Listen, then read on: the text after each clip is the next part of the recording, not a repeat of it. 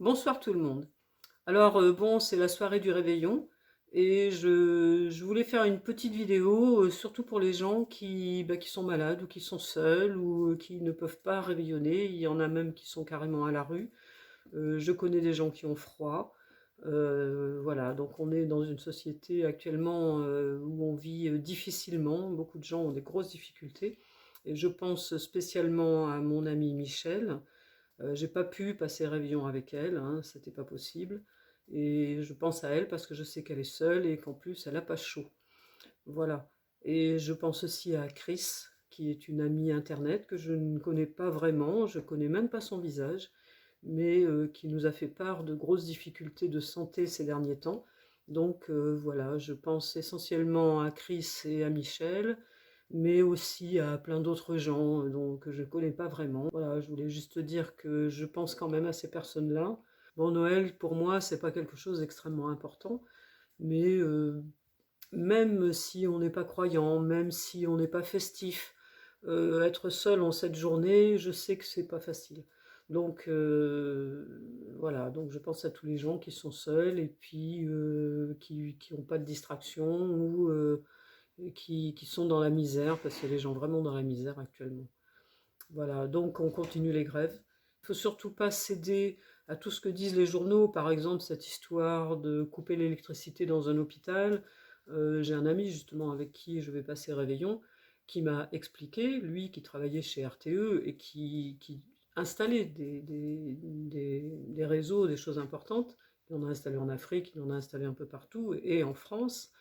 Il m'a expliqué que dans un hôpital, et dans toutes ces structures-là, où ils ne peuvent pas se permettre d'avoir une coupure d'électricité, il y a une réserve d'autonomie qui est prévue, que quand il y a une coupure, la réserve d'autonomie se met instantanément en route et le groupe électrogène se met en route après. C'est-à-dire que même s'il y a 10 secondes, comme j'ai vu dans l'article du Parisien, entre la coupure et le démarrage du groupe électrogène, la réserve d'autonomie permet de ne pas avoir de coupure.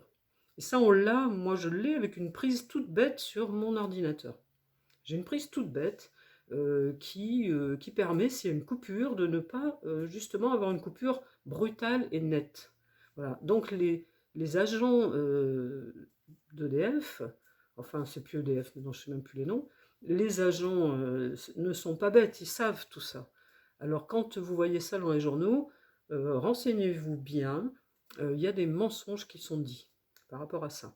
Et il faut soutenir justement ceux dont on dit qu'ils sont privilégiés, il faut les soutenir parce qu'ils ont un vrai moyen de pression sur le gouvernement que d'autres personnes n'ont pas. Dans le privé, vous pouvez bien faire grève dans votre boîte, ça ne va pas influer sur l'économie de façon large.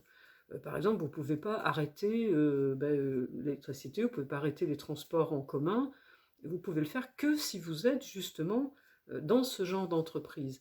Donc toujours depuis très très longtemps, ce sont ces travailleurs-là qui, en faisant grève et en demandant des choses qu'ils estiment qu'on leur doit, ce sont ces travailleurs-là qui ont fait obtenir aux autres quelque chose. Donc, il ne faut pas les mettre de côté et dire «Ah ben oui, mais ils sont privilégiés, tout ça». Non, non, non, on est tous ensemble et ces travailleurs de la SNCF, de la RATP, de RTE, EDF, Enedis, enfin tout ce que vous voulez, tous ces travailleurs des administrations et ceux qui font marcher les réseaux, tous ceux qui font marcher les réseaux, ceux-là, ils ont un pouvoir. Et donc on ne peut pas les rejeter, ces gens-là. Au contraire, il faut les entourer, il faut les aider, parce que c'est par eux qu'on pourra obtenir quelque chose. Voilà, c'était mon petit message de la soirée. Et je souhaite à tout le monde un joyeux Noël, un bon réveillon pour ceux qui réveillonnent, et de toute façon une bonne fin d'année pour tout le monde, et que 2020 soit meilleur que 2019 pour les Français et pour le pays. Voilà. À bientôt, merci de m'avoir écouté. Au revoir.